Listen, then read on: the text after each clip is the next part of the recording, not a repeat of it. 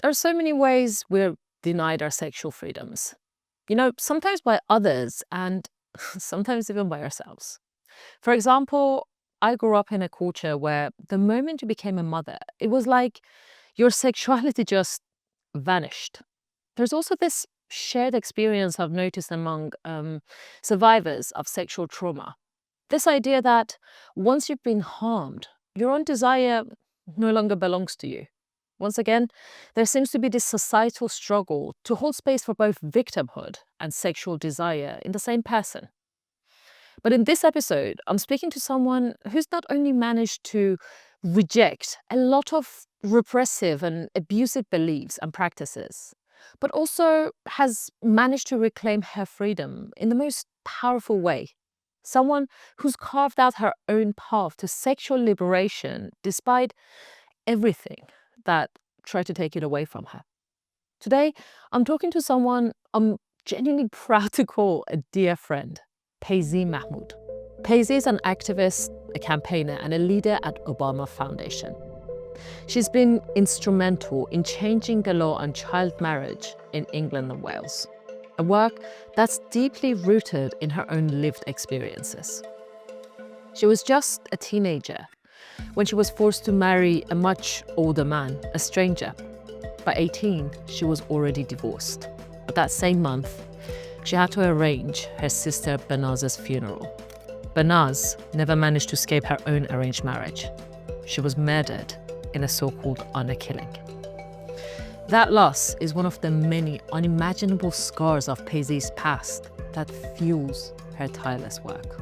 Her story makes me ask, how can we try to reclaim our own sexual freedom in a world that seems to be trying to take it away from us? I'm Sahar, a journalist on a quest to understand the world through the lens of how people do sex.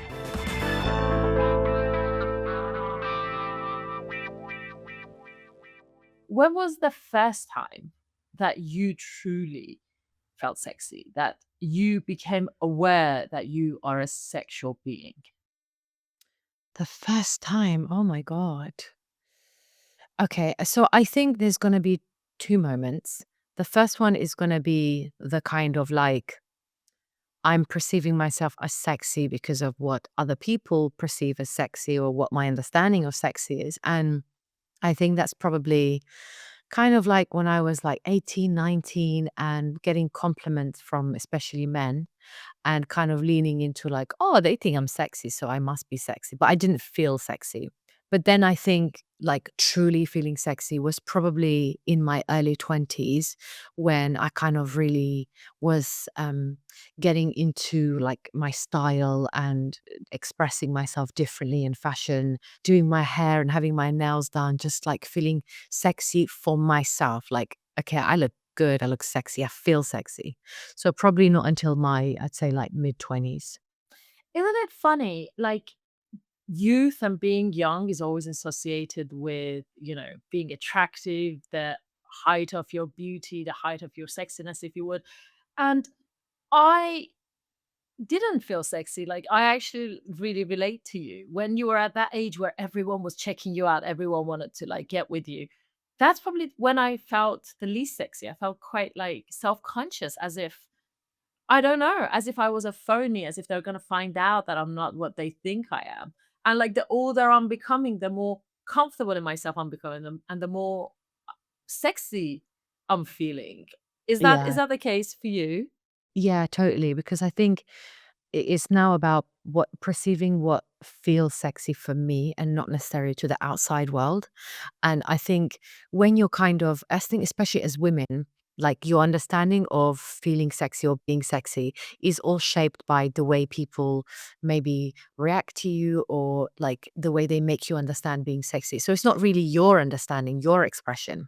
But definitely as I've gotten older, my feeling of being sexy, owning that feeling, like really coming down to me, has been like completely transformational. And like when I think back to when I thought I was sexy, I'm like, gosh, I didn't feel sexy at all. It was like one big act, just like, oh, he thinks I'm sexy. So yeah, I'm sexy. Like, one big act really, because I didn't realize like feeling sexy was truly coming down to like inner confidence. That's like it's not some shit you can fake. This is like really innate and it comes from within.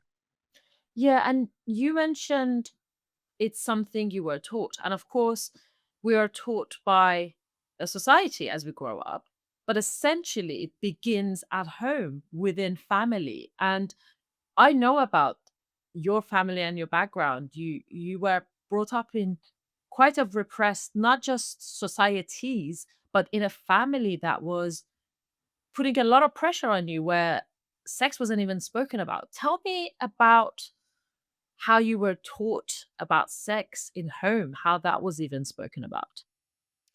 So, sex wasn't spoken about as a topic in itself, but sex was talked about as this mysterious kind of taboo thing that you should like try your best to stay away from it, not to do anything that is associated to sex. And I remember being told by my mum, especially, that sitting a certain way, and I'm talking like as young as like 6, 7, like 5, sitting a certain way would show like my private parts. And opening my legs when I'm playing would be very detrimental because it could potentially mean I won't be a girl anymore. Now, obviously, I didn't understand what that meant, but basically, what she was trying to say is that I'll break my hymen. And that would be, my virginity is at stake. This virginity, this thing was, the ultimate piece of gold, so to speak, to really protect, to save, and to honor in every way possible. Because I learned from a really young age what lies in between my legs, my virginity, will ultimately be the most important thing, not just in my life, but in my entire family's life. It basically upheld their entire being, their entire meaning, what they stood for.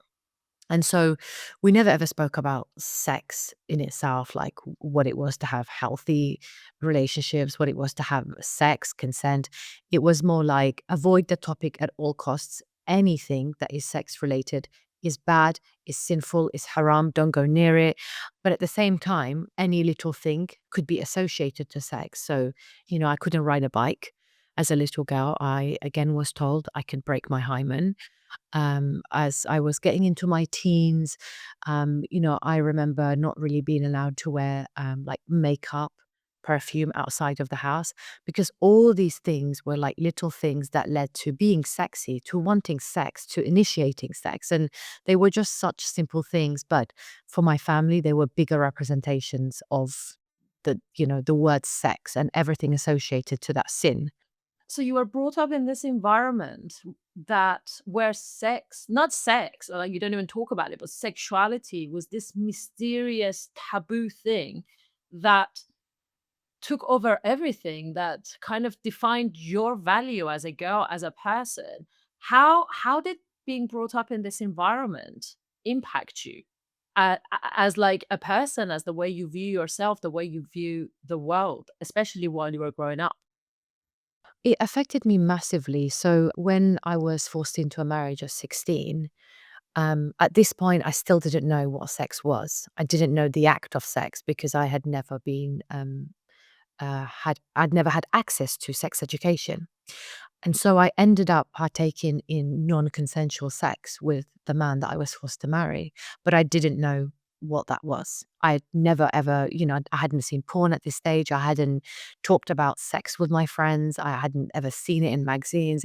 It was essentially non-existent to me at this age, which for most people by 16, kind of aware of what sex is, especially, like with the digital world. But for me, it was something that was not even part of my consciousness. It was something that I had to do to prove my virginity to my family through a white sheet virginity test, essentially. And so I think the way it affected me, first of all, I was kind of pushed blindly into having sex, into being forced to having sex with somebody, to show my family that I was a virgin. But when I left my marriage at 18 and I ended up having consensual relationships, my relationship with sex or being sexy was very unhealthy. It was the complete extreme other end where it was like, well, I need to be as sexy as possible, perceived sexiness. I need to be, the most hypersexual being because anyway, that's what I've been told that you're not allowed to be, but somehow everything you do is that anyway.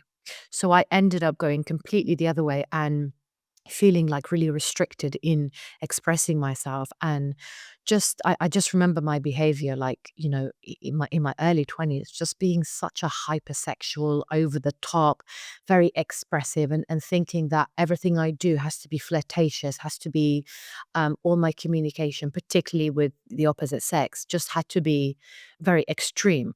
Like being so confused at home led me to just go all out, be as sexy as you want to be, even though it was all like pretense and What fake does and that even mean to you, though, being hypersexual, putting it all out? What did it look like? dressing very provocatively. It meant choosing outfits that were, for example, something that I was really obsessed with at the time was showing my underwear because that was like the very sexy thing to do. Wearing a thong, like making sure that was visible, and wearing the smallest tops possible because that's what my being like ultimately meant anyway. I was just like a sexual being. I was just supposed to be a symbol of, what a man would find attractive, what he would find sexy. And it was also like your way of fighting back against the repression against like all of the people. Like you weren't just trying to be sexy, but you were trying to, I guess what I'm hearing is to fight back all of those pressures and the shame and the everything that they put you through, which we're going to talk about, for which you ended up having to pay a huge price for. Absolutely, yeah. In my mind, the way I thought of it was if I'm super sexual, if I am hypersexual, I'm basically taking charge of this. I'm being everything that you're saying I'm not allowed to be.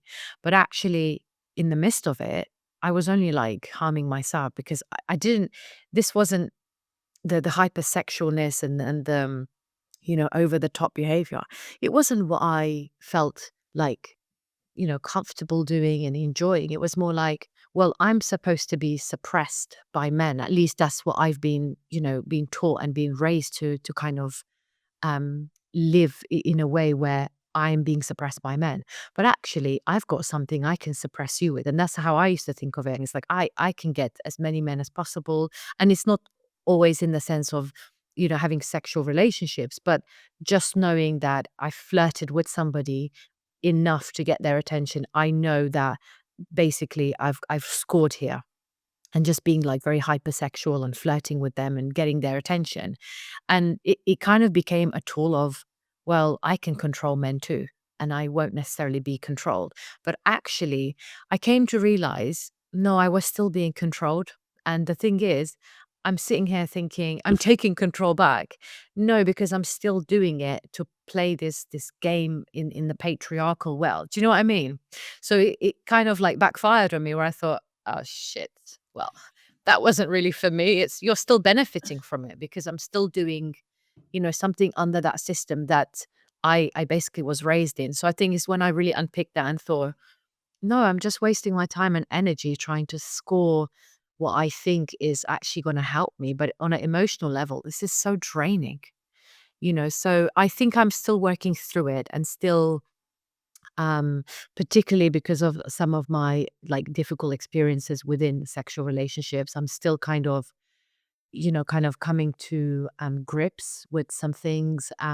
It was only in my 30s that I kind of discovered or started talking a little bit more about the connection between sex and female genital mutilation, which I've been subjected to. And so I think there's so many layers, and it's really one of those things that just takes so long because as we grow and as we evolve, and even our relationship with our bodies and what it feels to be sexy. And I'm almost 40 now, so my body's changing, and it is such a journey, and it's so layered, and it's like constantly having the reflections and questions and coming back to, is this serving me? Is this for me? Or am I still playing this game for the bloody patriarchy? Do you know what I mean? That somebody's benefiting from, and it's men. So let's take a moment back, go back to your childhood, because I do want us to talk about all the things you've been through and how you've ended up being where you are now. You mentioned FGM. Yeah. Can you run me through when that happened, how it happened, what you remember from it? Yeah, so I don't remember much, if I'm very honest, Sahar, and this is quite common with girls who have been subject to FGM. And I think there's a real kind of fight or flight mode that you go into, and it's such a painful experience that it's just you just shut off literally from what's happening to you. But what I do remember, so for context, at this time, me and my family were living in Iran because my parents had fled the war in Iraq, which is where we're originally from, Iraqi Kurdistan, and they'd moved across the border to Iran, Kurdistan. And at this time, my whole family, my dad's brothers, their wives and their families and his parents, we were all living under one roof. So one big, big, very common in our communities, one big family. And there came a point when my dad's mum decided that all the girls in the house, ranging from, 5, 6, 7, all the way until 14, everybody has to be cut. And at the time, women would go around like elderly women, cutters, with obviously no expertise in any medical procedures.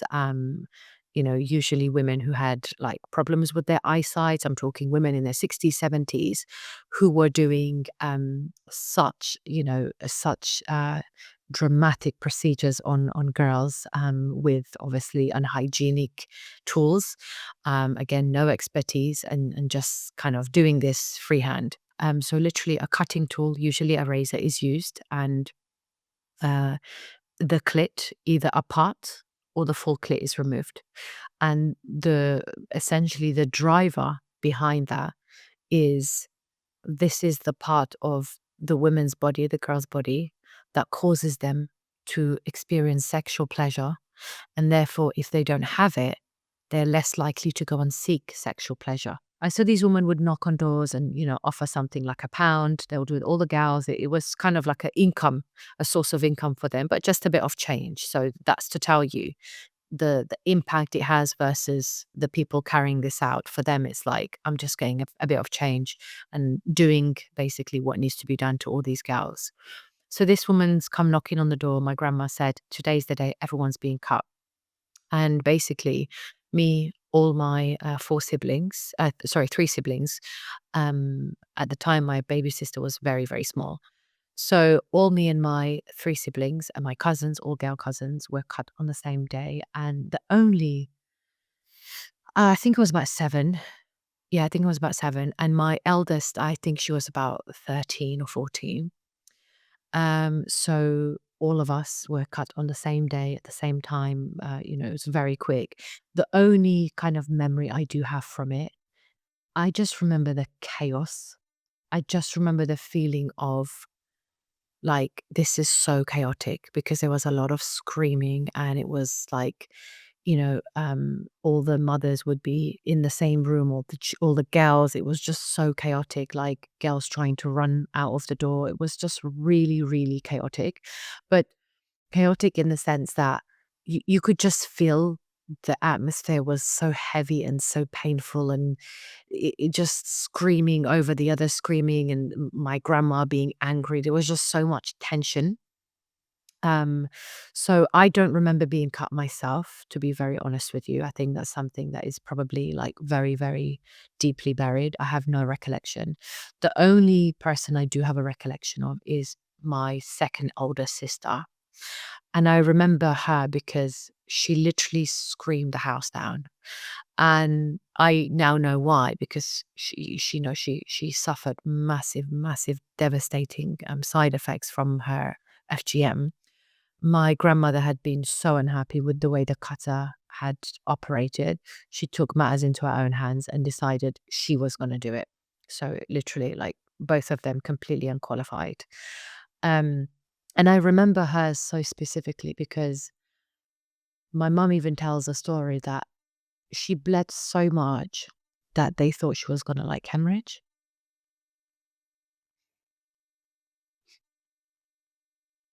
I think I remember my mum saying that when my dad had come home, because men couldn't be in the house when this happened.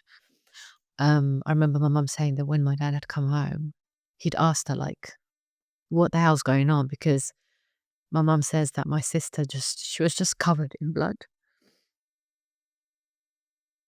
And obviously, you can't get medical care because, you know, these girls are left um, to basically heal without any care.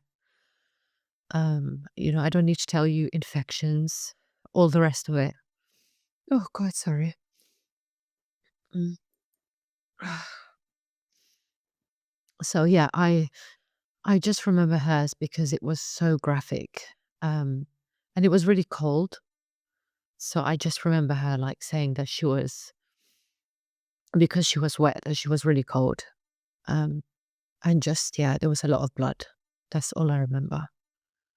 It was just chaotic. And the craziest part is when this happens, life just continues.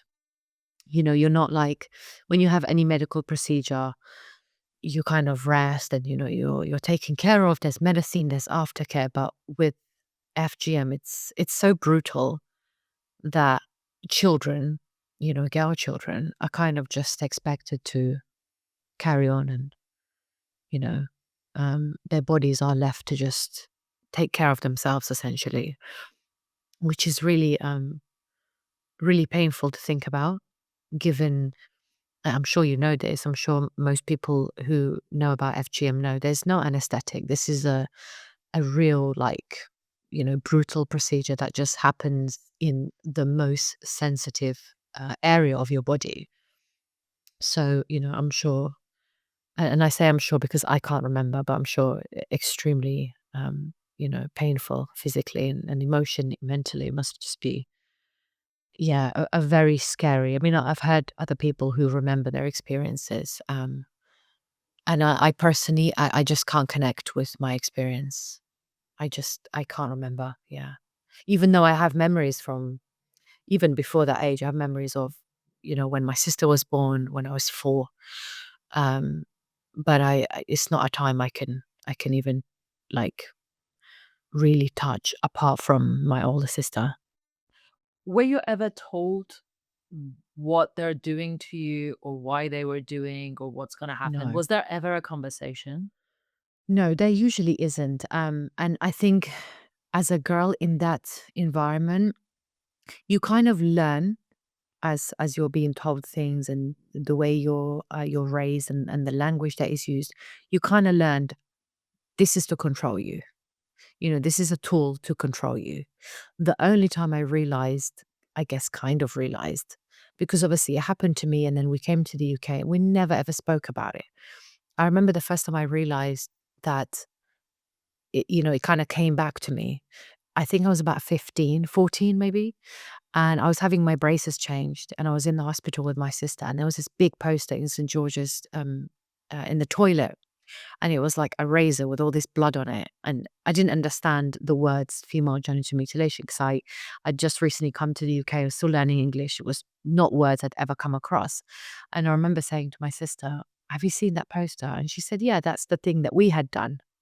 And that was the end of the conversation. It was kind of like, I think it kind of brought back something, but I was like, whoa, So you didn't know you had that done until no, no. I completely blocked it out. And it was only when I was pregnant with my son that I actually sat down with a professional and she was like, let's get a mirror. Let me show you what has happened. So, like, this whole time, almost like 34 years of my life, I was living in my body, never had a clue what actually happened. Like, like literally had no idea what physically happened. you were 34. Yeah, until I was pregnant with my son. She was like, let's look at you. Look in the mirror. This is what's been cut. This is what happened. This is what was removed. And then I was like, oh wow, okay. To me, that's shocking because obviously I met you before then, right? And you're someone who's been campaigning against child marriage, against FGM, against honor-based violence. You've been training police and other social workers across the UK. Like you have spoken at the parliament. You're very outspoken and you're very aware. And to think that even after all of this time, you hadn't looked, you hadn't explored is really shocking to me. What was it that had stopped you? Was it I think it was such a hard thing to actually face because all my life I basically lived as if it didn't happen. And it like the opportunity never came up to discuss it because I don't know a single girl in my community who's not cut, especially like girls from my generation. I don't know a single girl, like our mums, all of us, we're all cut. So it was so normal to me, like everybody is cut. And it was so silent because it happens, but you don't speak about it. Literally, you just go back to normal life. And I think it was just a very, very difficult. Even now, sometimes I feel a bit like, oh my gosh, like that is something that actually happened to me. It's a hard thing to even now to kind of like, I guess, process and accept. um I wonder, you said that the excuse, the reason people give for carrying out FGM is to control the girls, to prevent them from having sexual pleasure, to prevent them from going out and straying. I hate that word so much, but it's used so much in Iran, in our culture. Oh, she's straying. Um, did that stop you? Do you feel like FGM has ever prevented you from enjoying sex, from experiencing pleasure? Yeah, definitely. I think you know, for the most part of my adulthood, it was about like pretending. Because the thing is, if you don't even have a relationship with your body, you kind of you're almost at arm's length. You don't even know the body that you live in. You can't experience pleasure. So I think for a long time, for me, it was about again, it was like this is what is perceived sexy, so I'll be sexy, and this is what's perceived pleasure. So we all know what perceived pleasure looks like, and for me, it was like, yeah, okay, I can do that. And it wasn't really about connecting with my body and actually experiencing real pleasure until much, much later in life and really understanding, okay, this again needs to come from a place of genuine pleasure, genuine joy, happiness, and comfort and consent. That was a really, really long journey for me. I'd no idea that you know, sex could be about that. It just from what what I got, the understanding I got was it's something that women do, the act of sex for men. So women were not at the center of pleasure or even half. It wasn't a shared feeling of pleasure. This was about men and what women could offer to men. It's so infuriating to hear that you and many other women, not just through FGM, but through so many other means that are put on us to control us through controlling our sexuality by making it transactional, is having such a huge impact and putting so much pain and pressure on our shoulders. So you left the environment in Iraq, Kurdistan, Iraq. You went to Iran as an immigrant. All of these pressures continued because, I mean, outside of the house, I don't even need to say I lived through it in Iran. All of the pressure, the propaganda, the shame is reinforced by the government, by the society, and then inside it's even more so amplified in some ways. And then you moved to the UK in your early teens. And then you were forced to get married aged 16. I know that this is a really difficult subject for you to talk about. Uh, it's difficult to hear it. Do you mind talking a little bit about how that came about and what Mhm. happened? Sure. So when I was 15, I was on my GCSE revision leave. And I remember my mum coming to my bedroom and saying that, um, your dad wants to talk to you about something. And I said, okay. So my dad comes in, and this was like a really brief conversation. He basically says, there's someone that wants to marry you. And I had a very appropriate reaction. I kind of like said to him in a, kind of like childlike manner. I said, but I'm just 15 and I'm doing my GCSEs. And he said, okay. and he walked out and he left the room. And that had a massive impact on my relationship with him.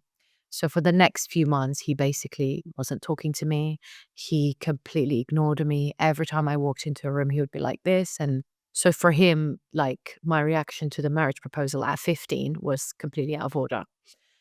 Anyway, then not long after that, there started to be talks about my sister Banaz, who at this time was 17. And then she told me that basically my parents had told her she was going to get married.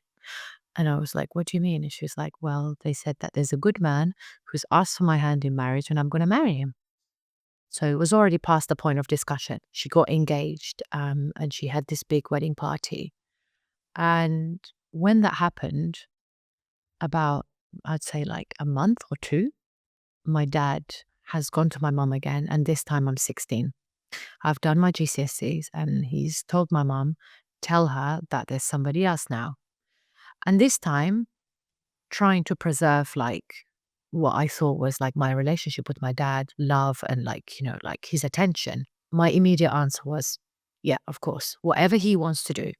And those words literally changed my life. I will never forget that conversation. I still like it plays in my head because I literally said to my mom, like direct translation from Kurdish to English, whatever he wants to do, I'll do it if that's what he wants. And then literally like this, the arrangement started happening. He was coming to the house. My parents held a meeting. They told me to sit opposite him, not look at him, not talk to him. They told him like what a good girl I was, how I was going to be a good wife. It was very transactional. And basically, like from one day to the next, I was married. How old was he? So he was in his late 20s, almost 30. Late 20s. Yeah. Tell me about your wedding night.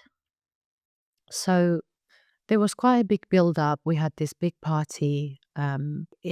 It's so hard to tell you my state of mind because I really, truly believed the party was going to happen and I was going back to my parents' house, even though I had packed bags. Party happened, and honestly, it was a freak show. I just remember like my mum came and like whispered in my hair a few times and she said, your dad says you look too happy.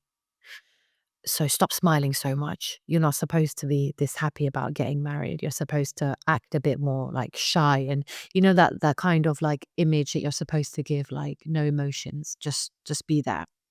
So I was like, okay, but obviously in my mind, like my friends are here, I'm being cheeky, like having pictures taken and there's music playing, but completely disconnected to the reality. So all that came to an end and I basically, next thing I know, I'm in the car alone with this guy who's my husband.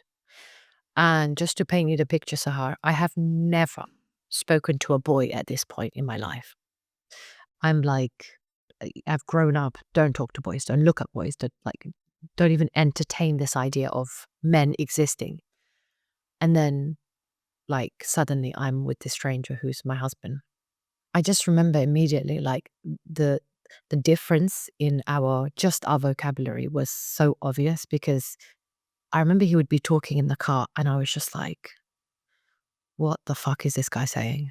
This isn't even making sense to me. Like, I'm not used to talking to adults. This is grown adult conversation. So I didn't know where we were going, but apparently we were going to a hotel in Croydon and this was classed basically our honeymoon. So we went to this hotel and I was still in my white dress. And in this bag I had, it was like pajamas. And I remember at some point just wanting to like go and put my pajamas on, like very childish pajamas, also just to like paint the picture. But I remember he was like, come and sit on the bed for a second. And I sat on the bed and he sat like on my left side and he like took my hand and he started like stroking my hand and like talking to me about how much he loves me and like literally I can't even remember everything he said, but it was very weird, very out of nowhere.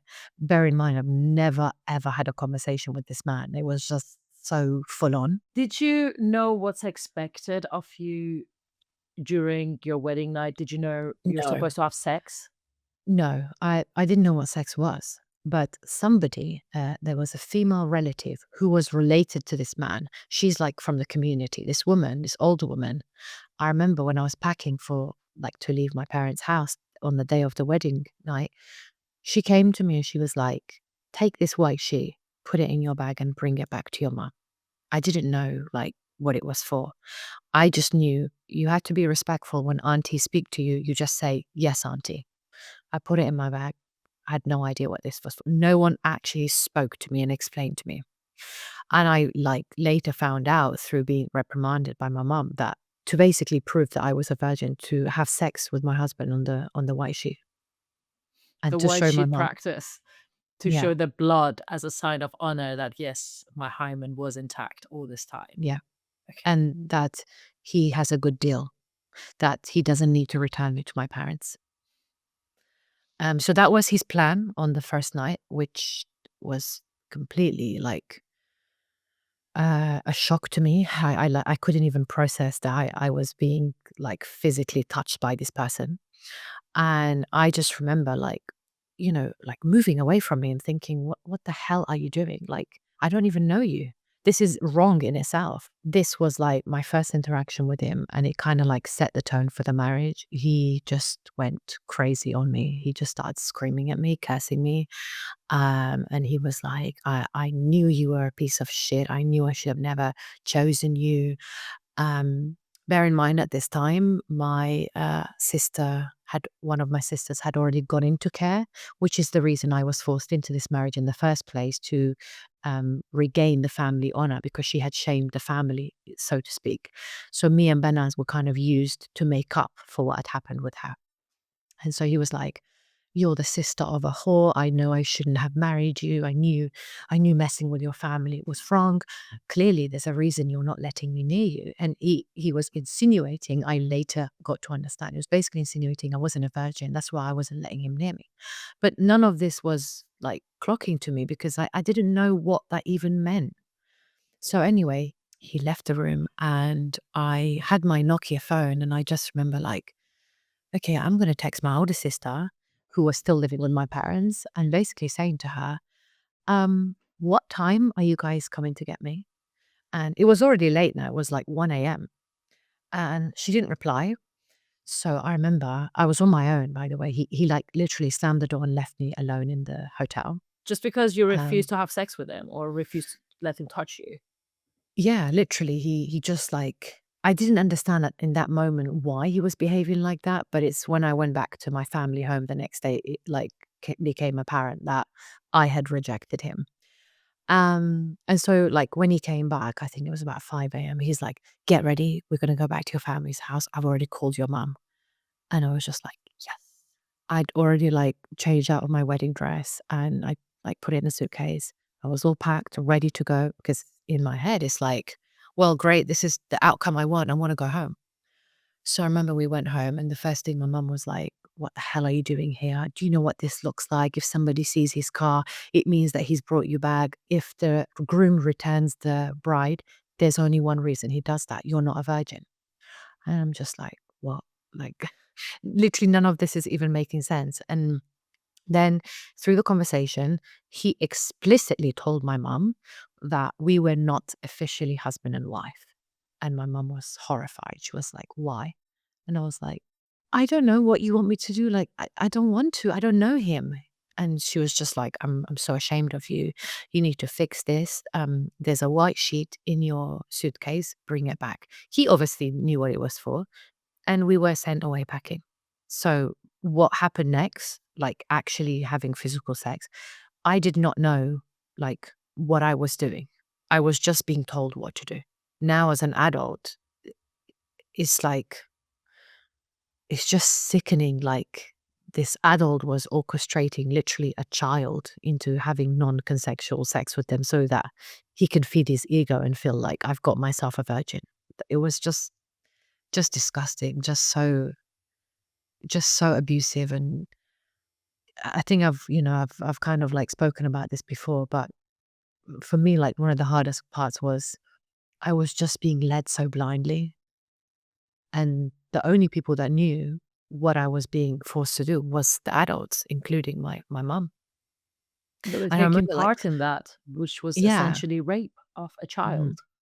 yeah, and not even essentially, it was. I was 16 years old. I did not consent, never once throughout that marriage. And everybody was just, for their own egos, willing to watch this happen. And as a result of this, again, because I did not know what was going on, I did not know like sex meant, especially unprotected sex, that you would end up pregnant. I ended up getting pregnant at 16 and only knowing because my mum could see physically that I was pregnant. But there I was, like, having morning sickness. I just remember, like, my trousers not being able to, but I couldn't connect these things. I'd only had my period for like 1 year. I was just like head in the clouds, being 16, pretending none of this was happening because all I care about is listening to my music and seeing my friends at college. Like all 16-year-olds, I was not in touch with reality at all, Sahar. I was this thing of like the two identities. It was very, very, very cutthroat and clear. I would wake up in the morning, I'd get dressed, I'd take off my wedding ring, I'd go to college, and for me, that life is behind me. I'm a different person. I'd get back on the bus, put my ring back on, go back home. I'm somebody's wife. Like I was shifting between really being a 16-year-old, just trying to enjoy my social life, college years and experiences, and then going back into my reality. And I think that's something that, we were talking about this before with the whole like being over sexualized and the confusion around your identity. Like it was always a big part of my coping mechanism. I always knew I wasn't happy with what I was living through. I just had to get by doing something else to find some sort of peace and joy. It was always battling both. And of course, every time you got back home, you had to repeat this sexual act with this man. Did it, I mean, I don't know how to ask this. Is a child having non-consensual sex with a much older man because she's told to do it? Did it ever become easier? Did it ever become less disgusting, No, less? it was always repulsive, like literally. And I remember I would do things that in my head was like, okay, let me find ways to avoid this from happening.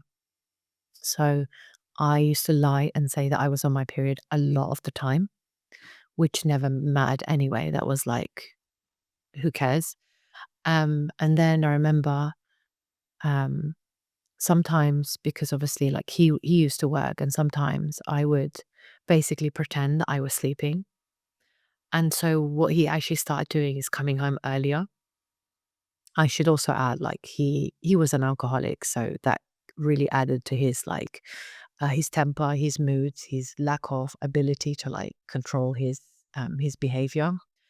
But he was very comfortable, and I think this is the part that makes me probably the most sick. He was very comfortable to go openly to my parents, and this was happening all the time. And he would tell them that I basically was withholding sex from him. That that's not acceptable, and that one of the duties of a wife is to fill her husband. So you can obviously now like full circle why my complexity is around like being sexual or like using that as a tool of control, like we talked about in the beginning, like just became very, very complicated because that was a tool of abuse used against me. Must have been so painfully isolating to not have anyone to turn to and to be forced into this abuse over and over again. And the only people you went to who could have protected you, your parents at the time, were a big part of the abuse. So you Mhm. said that shortly after your marriage, you got pregnant. Yeah. Can you tell me about the moment you found out that you are pregnant? How did you feel? What was going through your mind? It, I think I just like really downplayed it. I remember I basically went to the GP, the family GP, and I said to her, "My mom thinks I'm pregnant." Like really childish, like just so like, so childlike because I that's literally where I was at. Anyway, did the test. Test came back positive, and she was like, "Yeah, you are pregnant." And I said, "Okay, well, how do you stop it?" And she said, "So you don't want the baby?" I said, "No, no, I don't want my baby. I hate my husband. I don't want a baby with him." And she said, "Well, you've got some options because you're far too late in your pregnancy. You need to have a termination." She gave me a booklet. I called the people. I told my family uh, very like boldly, "This is what I'm doing," and they were like, "No, absolutely not. This is their first grandchild, and you have to have this baby." And I said, "No." I put my foot down. I don't know how I got the strength. All I can tell you is just remembering how that happened. I just was like, no. So I turned up at the appointment, and on the day of the termination, I remember my dad actually like practically begged me. He was like, "This is not good. You shouldn't do this." And I like nothing was going to stop me. I said, "No, I'm doing it." And then my husband actually drove me there again on the whole way, trying to blackmail me, telling me I shouldn't do it. I said, "No, I'm doing it." I got there and they were like, "You need to put this robe on and we need to put you to sleep." And I was just like, what does this mean? Didn't know what they were doing. I didn't actually know what the procedure was. It's only when I like woke up and realized, wow, this is really physically like such a big thing. But again, my fight or flight mode, part of like just getting by, surviving, just carried on as normal. So that was the thing that I took away from it is I could not be pregnant ever again. Ever, ever again. And But then I still like my relationship, at this point, sex, I didn't have any other kind of thoughts around sex other than it's just it's just what your husband does because he feels like it. This is not a two-way thing. This is just and it was actually explained to me like this, like you are your husband's property. You need to please your husband when he asks and when he wants. That was my understanding. So for me, like sex was just the most disgusting thing ever. and what I'm hearing is that pregnancy was an extension of that, a more Yeah. permanent extension of that, and which would solidify it forever. Mm. That marriage didn't last though. You ended up getting divorced. I What did, thank God. what happened? How did that come about? How did you manage it? Um, so it actually happened in a very, I guess, bittersweet moment in my life. Um, so I mentioned to you that Banaz was married just before me. So she was also going through the same kind of like horrific abuse, physical, sexual, emotional. And the thing is, it was no secret that we were both going through these kinds of abuse. Everybody knew.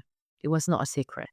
And the solution was always you must be doing something to bring this onto yourself. Like people aren't crazy. This is your fault. That was always the solution. So one thing that would happen all the time is our husbands will basically come and complain to our parents and then our parents would side with them and then they would hold this kind of like meeting in their living room that this place that like literally became a hellhole that we'd be sitting on one side and my parents with our husbands sitting on the other side and you're basically on trial defending yourself.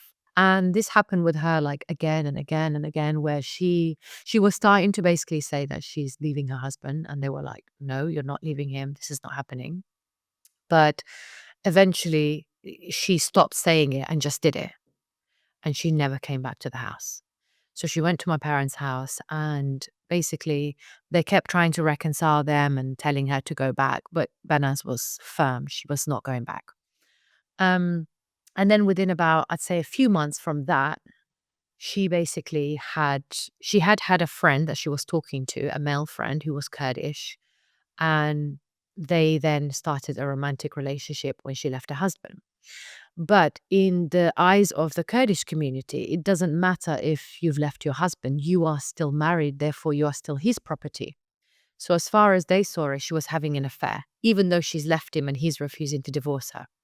So she's the culprit. She's basically doing something wrong. The word kind of got out like in the autumn, late autumn, that Banaz was seeing this guy and things just escalated. She was going to the police and saying that people are following her. And then the real, like, sense of danger became very clear, that these threats were, like, real, and everybody was hearing about it, and meetings were being had, and there was, basically an attempt to kidnap her boyfriend. But for some reason, the police were just not taking any of this seriously. They just thought this is like some escalated version of the events that Banaz is saying. And then on New Year's Eve in 2005, basically Banaz had fled my grandmother's house because she says that there was an attempt on her life. And the police were called. She went to hospital, and turned out the police basically said that she was just a typical, like, drunk young person, and kind of like dismissed her completely.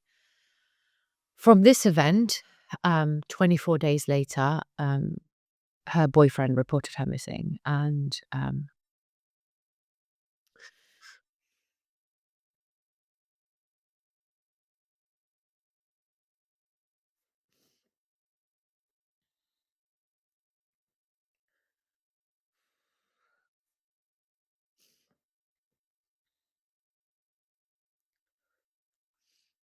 from talking to me, Sahar, this is always the hardest part to get through, or to even talk about, because I think no matter how many times I say it, it's still just is so raw and so difficult to even explain that something like this happened. Um, so basically, her boyfriend reported her missing, and he knew that something was wrong because him and Benas had a system where they would contact each other every single day, like every hour, to make sure that they were safe, because they knew that their life was, like, in serious danger, and yet they didn't have anybody to turn to. So when her boyfriend reported her missing, um, it took some time, but the police eventually realized this was a really high risk, and launched basically a murder investigation. Within, I think, a few weeks, it was very clear that something very serious must have happened. Although we didn't know, but it became apparent 4 months later, after her boyfriend reported her, that the threats that she had been receiving, the people harassing her, the same people who were following her, basically, had decided that what she did, which was to leave her abusive marriage and start a new relationship, was so dishonorable and so detrimental to them and their reputation that she had to die. Um, and that's a decision they literally took into their own hands. So, um, it's what I'm gonna say sounds really ironic, but she basically lost her life for trying to have a life, because until that point, nothing she did was for herself or chosen by herself. She ended up losing everything that she fought for. When we started this conversation, we were talking about the control and the system that you grow up in, and what you're taught about your worth. Ultimately, this is the full circle. This is the extreme end, that choosing what you want in your life costs your life. Thanks so much for revisiting this unimaginably horrendous part of your life. I mean, I've spoken to you about this several times. I knew about this long before we met. There's been drama series made about it. There's been investigations made about it. I mean, Benaz's case led to the change in law, the fact that honor-based violence became something that the police are now having to be trained for, to look for. It changed things. Um, Going back to your story, how did that lead to your divorce? So after Banaz's death, um, I think I saw my future because I always knew I need to get out of this marriage somehow, someday. And it's hard to word this, but I had to just use that moment to fight for my future. And there came a point where during the time that Banaz was missing, we had no idea where she was, if she was ever going to be found. But my husband, who was incredibly abusive and such a horrible person, he he would still insist on like forcefully having sex and still insist on being, being the person he was.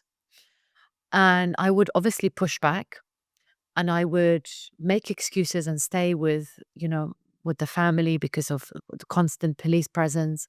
And he would get upset. He would, curse me and he would call me names and say that I was a terrible wife. And I thought, okay, you know what? This is getting out of hand. And so I started kind of being a bit stronger and like sticking up for myself.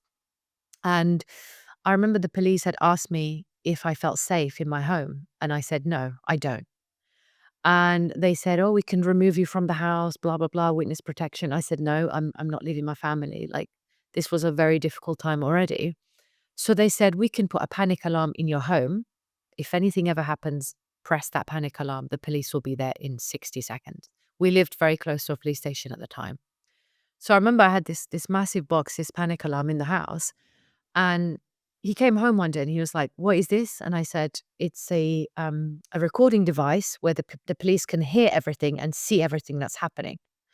And up until that moment, he had been saying to me sometimes when he was initiating sex, and I would say no, I would refuse. He would say things like, "You know what happened to your sister can easily happen to you." And I just knew I have to do something really extreme. This was obviously such a raw time, and he was using this to further like abuse me. So I said to him, this box was going to record everything that you say to me. And for him, that was the ultimate red line. He took me back to my parents and he said, "I don't want anything to do with her. I'm divorcing her." And I just thought, thank God my prayers have been answered. I was over the moon and my parents were like begging him and telling him that, we can work things out. And I was just like, no, I'm ready to. I want the divorce. I want it now. And I pushed and I pushed and I pushed. And eventually my parents agreed. And up until the last moment, because I had a Islamic marriage and a registered like legal marriage. And I remember when my parents called the imam, the same imam that married me. And sometimes I really hope that he can see some of the stuff that I do so he can just reflect on his stupid decisions and in facilitating marriages involving children. So he, in the very last moments where he was trying to do the divorce, he tried to persuade me. And he said to me that some of the issues your husband has with you are very unfair on him. He says to me that you withhold sex from him, and this is a sin. And I just remember saying to him, yeah, that is great for him. So can you just do this thing and just get it over and done with? And he obviously thought I was very disrespectful. He told my parents, she's rude, she's disrespectful. She answered back to me and she used some very harsh words because I said to him, I'm just going to make it very clear for you. I don't want to have sex with him. Does it make sense? That's where I stand. And he was just like horrified. Like, first of all, using the word sex in Kurdish and just telling him, like, I'm repulsed by this guy. He was just like, okay, she's a write off. She's got a foul mouth. And for me, that was like the result anyway. What I needed is for those men to just, be scared of me and leave me alone. And thank God I managed to get my divorce. And it was the most bittersweet time in my life. I was 18. Uh, I had just got my divorce and I was going to go to uni, and everything was happening at the same time as Banaz's funeral. whilst my dad was going to go on trial. There were just so many pivotal moments at the same time in the same month. And I found myself obviously celebrating, but mourning, but celebrating it. Yeah, it was very confusing. I felt guilty for being happy, but I also felt like this is all I've wanted in those last 2 years. This was the best thing that could ever happen to me. But it was also hard to see it that way because it was such a tragic time. And of course, your life went on. You didn't really speak out, but there was a point that you suddenly did a TED talk that went viral. Again, I saw that TED talk long before we met, and you spoke about your experience, you spoke about child marriage, you spoke about your sister, and that led to you campaigning against child marriages, campaigning against honor-based violence, something that continues to this day. And you spoke to some of the most influential people, and you ended up speaking at the parliament, you ended up speaking to world leaders, and you changed the law. You managed to change the law, and you managed to have so much impact by talking to the media, by talking to, people that could influence or prevent things similar that happened to you and your family, to your sister. Tell me about that. How does it feel to have used everything you've been through to create so much change? Honestly, Sahar, most days it's really hard to see it like that because I couple that with all the loss. Um, but so all these issues, I feel for me, it's almost like I've been trained. Everything I've ever lived in my life has trained me, whether it's been good or bad experiences, has trained me to do something with the voice that I was given.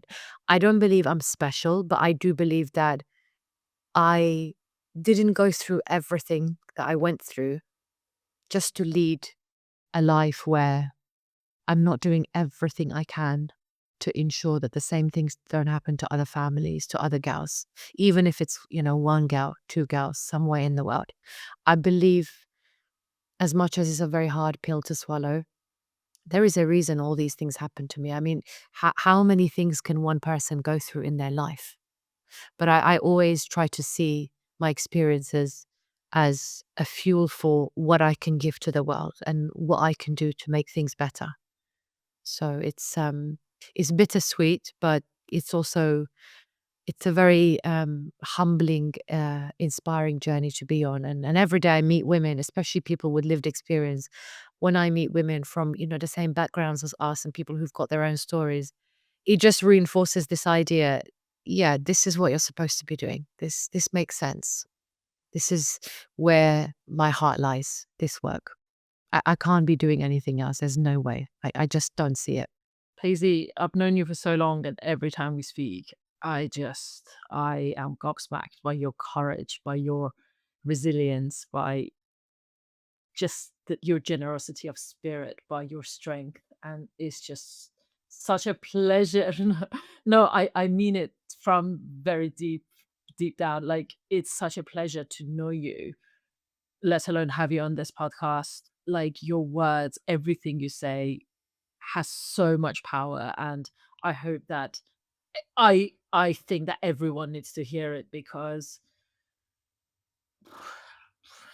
they need to. They have to. And thank you so much on behalf of all women for everything that you're doing. Just be respectful of your time. I can talk to you forever. She said that after everything you've been through, especially most of it because of sex, from the time where you were told to be ashamed, not to open your legs, not to laugh too loud when you were a little girl, to when you grow older and you weren't allowed to ride a bike, God forbid you might break your hymen, to being forced to not have a voice, to be forced into marriage, to be raped, to be abused, to not be protected, lose your sister in such a way, all because of control of your sexuality as a woman. It meant that once you were out of all of this, you became promiscuous. You tried to dress up or you flirt or do all of those things.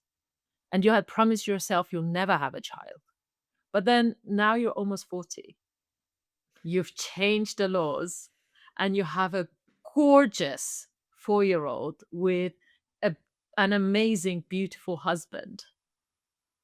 How did we get here? How did we get here? Um, Honestly, I think just to address like becoming a mum, it really was never ever part of my plans. I think my first time being pregnant was just such a devastating experience. My son was, I believe, literally like my final gift from God. Sometimes I say he's my final test, but I think he's I think he's for me he was like kind of the cherry, the cherry on the icing on the cake, or whatever you say, the expression.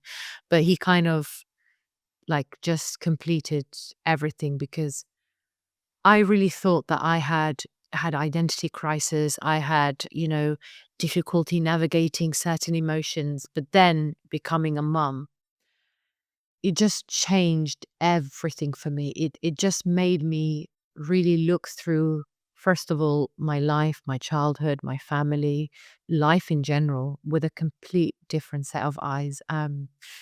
Actually, I owe it to him to say, he brought out so much compassion in me. I never knew you can love so much. I never knew love could be. I hope one day he listens to this. But I just never knew love could be so, people say a child's love is so pure, but it's more than that. It fulfills me in a way that just feels like, so this is what it was supposed to feel like, from child to parent. And this is how a child is supposed to be nurtured. And it really feels like, in so many ways, that I get to help to nurture him or to give him a childhood that I didn't have. And it's such a immense, such a big, big responsibility. But I also feel so lucky that I can do certain things in the way I can for him because of my own experiences. And I feel like everything did a full circle in becoming a mom to my son. And I'm just so proud of like who he is. And I just love that I get to experience life through his eyes, and it's the most precious, beautiful thing. Gives me so much hope. So I wasn't sure, when I was pregnant, I wasn't sure if it was the right choice, but I think it was meant to be, and it's such a beautiful, chaotic, challenging, fun, energetic, crazy experience. Yeah, it's definitely one for the books. I'm loving it, but it's crazy. It sounds so good to hear that, especially because I have I have some issues around having children. I always worry that I'm going to bring the messed up parts of my past into it. I'm worried selfishly that by bringing a child into the world, I'm going to stop myself from living a life. And also, I've always weirdly associated motherhood and having children with the end of my sexuality, with the end of not just my career, but also like being a sexual being or being desired, because you don't grow up thinking moms are sexy. And how has that been for you? Like after everything you've been through and trying to still work through your sexuality as a woman, as a sexual being, and also becoming a mother, how what has that done? Well, to be honest with you, everything you mentioned, like your fears, I think they're completely valid and also very relatable because I definitely worried, like, becoming a mom. You hear about like the roommate stage and people like struggling through that. It's real. Like that stuff is real. I mean, how do you feel sexy when you've been up all night, maybe breastfeeding and changing a baby and with no sleep and, you're running on 3 coffees already by 10 a.m. How the hell do you feel sexy having not having showered in 3 days? So it has been, and I think it still is a challenge because you also are accepting and growing into your new body. Pregnancy changes a lot of things and things feel different. Things are just naturally, like your body looks different. The way that you might feel during your sexual interactions are very different. I mean, for me personally, one of like, this is a strange complex, but when I was breastfeeding, all of a sudden for me, it was like my breasts are like a no-go area now. This is my baby's food. You just have so many questions and so many kind of complexities to navigate once you start that journey of parenthood, but still trying to remain sexy. So honestly, I think it took me, I'm going to say a year to 2 years to fully feel, oh, I can dress up, I can feel sexy, I feel comfortable with my partner, I can get back into the swing of things. It took time. And even now there's patches and you have moments where it's that feeling of sexiness is pretty non-existent because you're running around in joggers and who's got time to be sexy?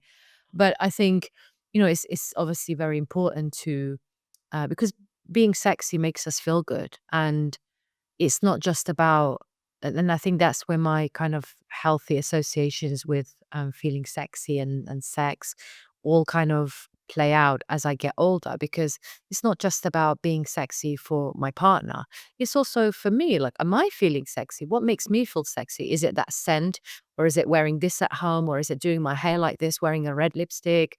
So just like being a bit more intentional as opposed to like, maybe in my 20s, I thought, oh, if I just throw on a boob tube, I'm super sexy.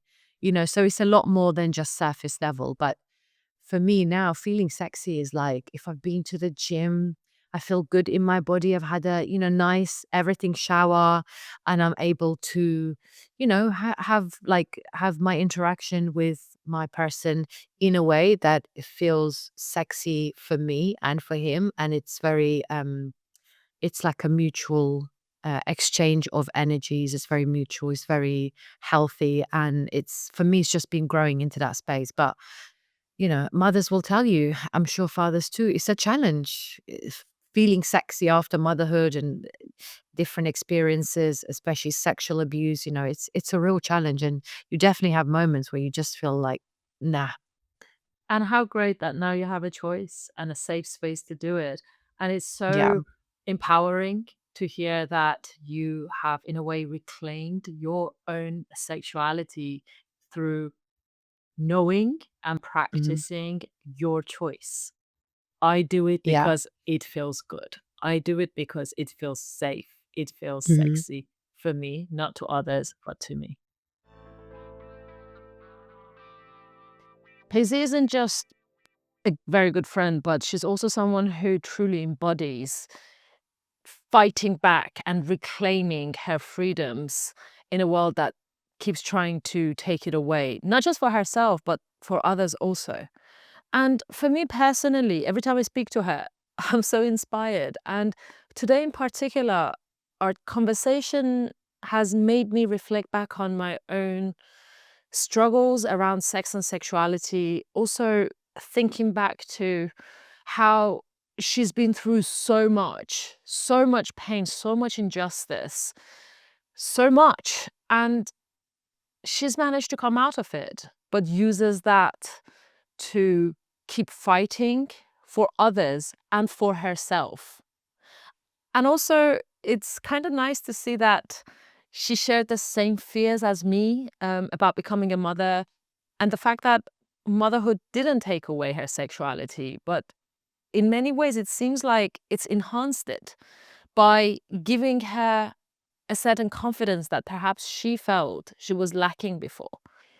Something tells me this is not going to be the last time she's on the show. For now, this is all we have time for. Thank you so much for listening. Thank you for being with us. I hope that you've been as inspired as I always am after speaking to Payzee. I'm going to put some information about her and link to her social media on the show's description in case you wanted to check her out. She's also all over the internet, so I would really spend some time to look at her work. And yeah, you can follow us. You can check the rest of our program, the rest of our episodes out on our TikTok, Instagram, and YouTube. I would love to hear from you. We read every single comment. Thank you so much for all the kind words so far. Let's keep the conversation going. Let me know how you have reclaimed your own sexual freedom. Or perhaps share your experience of how it was taken away